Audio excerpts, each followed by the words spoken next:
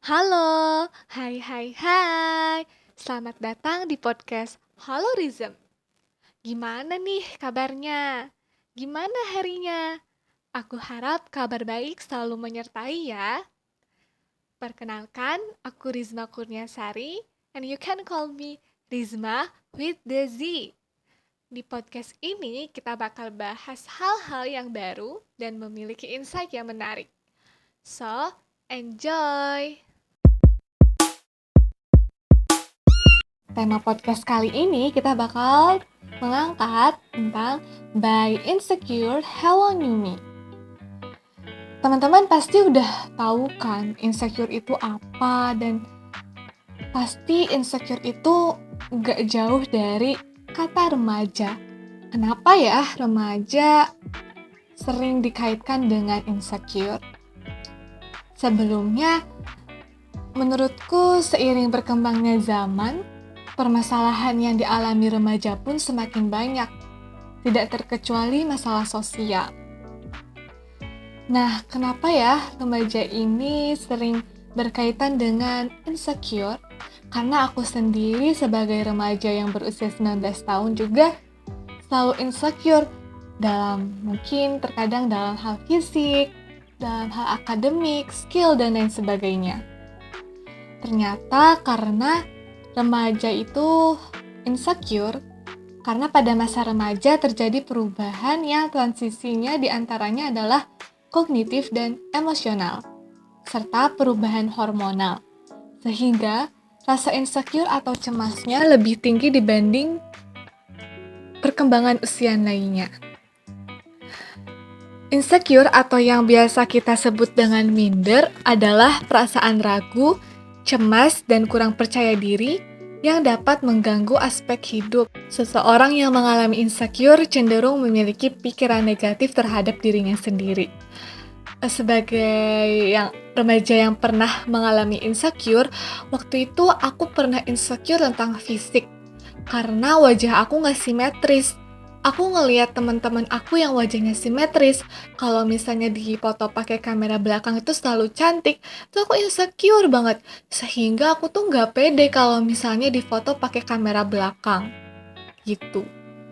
Terus, insecure juga membuat orang merasa tidak aman dan sering memiliki pemikiran negatif tentang seberapa cocok mereka dengan teman sebayanya. Jadi, kadang-kadang yang tadinya aku ingin bersosialisasi dengan orang lain, ketika aku melihat objek yang aku ingin temui seperti teman dan lain sebagainya, aku merasa insecure. Aku merasa tidak cocok untuk bergabung dengan kelompoknya. Jadi, itu membuat aku nggak berkembang, nggak glow up, dan nggak grow up. Stagnan di situ aja.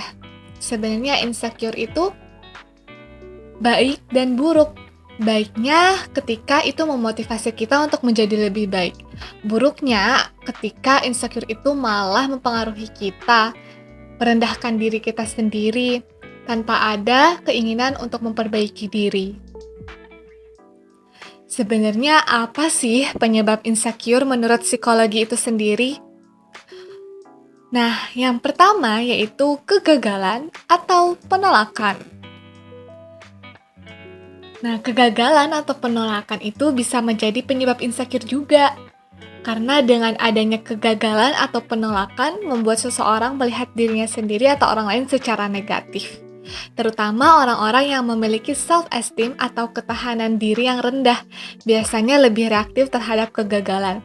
Waktu itu aku pernah mengalami kegagalan, sebenarnya kegagalan yang tidak besar, yaitu aku pernah presentasi di depan satu kelas dan dosen itu lumayan killer. Pada waktu itu materiku salah, sumber materiku tidak kredibel dan lain sebagainya, dan di situ aku merasa gagal karena dosenku sangat mengkritik cara penyampaianku di depan banyak orang. Di situ membuat aku tuh kapok ya untuk presentasi lagi. Tapi syukur alhamdulillah waktu itu aku langsung konsultasi kepada keluargaku, kepada teman-temanku, dan mendapat dukungan. Sehingga aku nggak kapok untuk presentasi lagi. Yang penting kuncinya di sini kita harus mempunyai self esteem yang tinggi, karena ketika kita mengalami kegagalan atau penolakan, kita bisa mengevaluasi diri sehingga kita tidak ada rasa insecure lagi. Oke, selanjutnya yaitu ada kurang percaya diri karena kecemasan sosial. Wah, apa ya itu? Nah, dalam lingkungan sosial seperti pesta, terus pertemuan keluarga, teman, wawancara, dan kencan, mungkin pada saat-saat itu banyak yang kurang percaya diri. Nah, ini tuh dapat dihasilkan dari ketakutan seseorang akan dievaluasi oleh orang lain dan dianggap kurang, seperti itu. Aku tadi sempat mention ya, misal ketika aku bergabung dengan suatu kelompok tuh kadang aku insecure karena takutnya fashion aku tuh tidak dianggap di situ, atau pengetahuan aku yang kurang ketika bergabung dalam satu kelompok seperti itu, dan aku tuh enggan untuk dievaluasi karena aku takut tidak diterima di kelompok itu.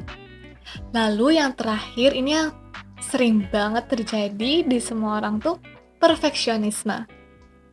Seseorang mungkin menginginkan nilai tertinggi, pekerjaan terbaik, sosok yang sempurna, rumah yang indah, anak-anak yang rapi dan sopan, atau pasangan yang ideal.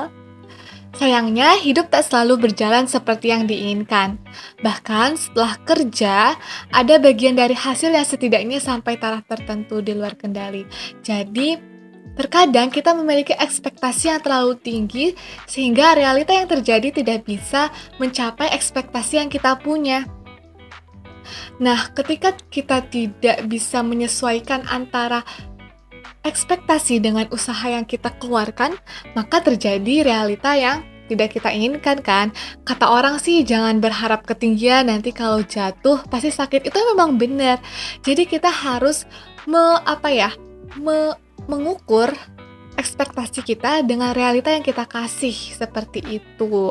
Jadi kalau misalnya perfeksionisme itu bagus sih. Bagus ketika memang itu untuk memotivasi kita dalam usahanya. Tapi kalau misalnya buruk, itu kalau perfeksionisme itu malah membuat kita bekerja di lingkaran itu-itu aja, nggak pernah beres, seperti itu. Karena kita ingat kembali nggak ada yang sempurna. Cara mengatasinya gimana ya insecure itu?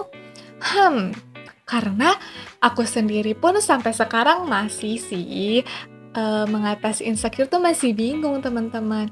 Di sini aku bakal bagiin tips-tips yang mungkin bisa membantu kita semua dalam mengatasi insecure. Yang pertama yaitu berhenti menyalahkan diri sendiri. Ini penting banget sih. Ketika kita melakukan kesalahan, jangan terlalu memblame diri sendiri.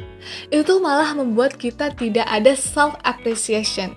Sehingga nggak ada tuh rasa semangat ketika ingin melakukan hal-hal baru.